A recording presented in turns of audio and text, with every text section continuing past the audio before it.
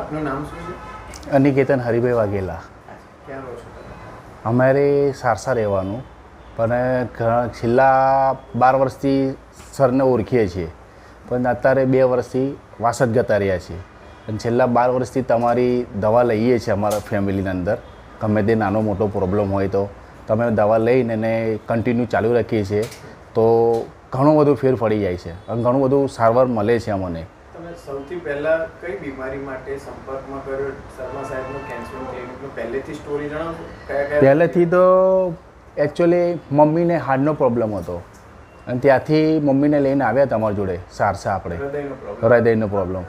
ત્યાંથી દવા ચાલુ કરી તમારી, તો મમ્મીને ઘણો બધો ફરક પડી ગયો. ત્યાંથી પછી અમારા છોકરા અમે લોકો પછી નાની મોટી દવા લેતા, તાવ આવતો આ તે એની બધી દવા લેતા. એના પછીનું અમારા સાસુમાને પથરીનો પ્રોબ્લેમ હતો પિત્તાશ્રીના અંદર, એની બી દવા તમારા જોડથી ચાલુ કરી કાયમી, એ બી સારવાર થઈ ગઈ. પછી અમારે અમદાવાદમાં અમારે માસી સાસુ એમની નાની બેબલી હતી, એમને લગભગ 2 થી 3 લાખ રૂપિયાની દવા કરી અમદાવાદના અંદર, પણ કોઈ પણ જાતનો કોઈ ફેર પડતો નહોતો.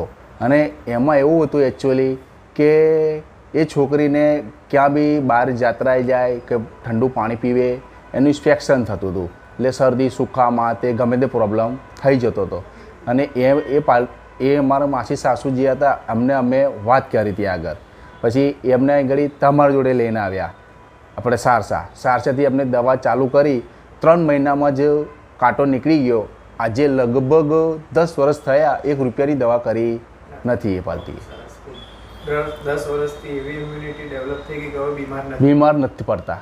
ગમે તે કોઈ જગ્યાએ તાવ આવે એ તો નાની વસ્તુ છે, પણ જે બધું ઇન્ફેક્શન થતું હતું ને, બહાર હવા લાગવું આ તે, એ ગમે તે કોઈ પ્રોબ્લેમ થતો નથી એમ નથી.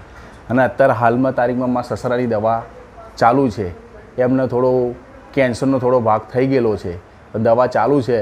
લગભગ 100%માંથી 70% રિઝલ્ટ મળી ગયું છે મને આજે 24 દિવસના અંદર. હજુ મહિનો પૂરો થયો નથી. હા, બીજું ભાઈ. ઠીક છે અનિકેતભાઈ, ખૂબ આભાર.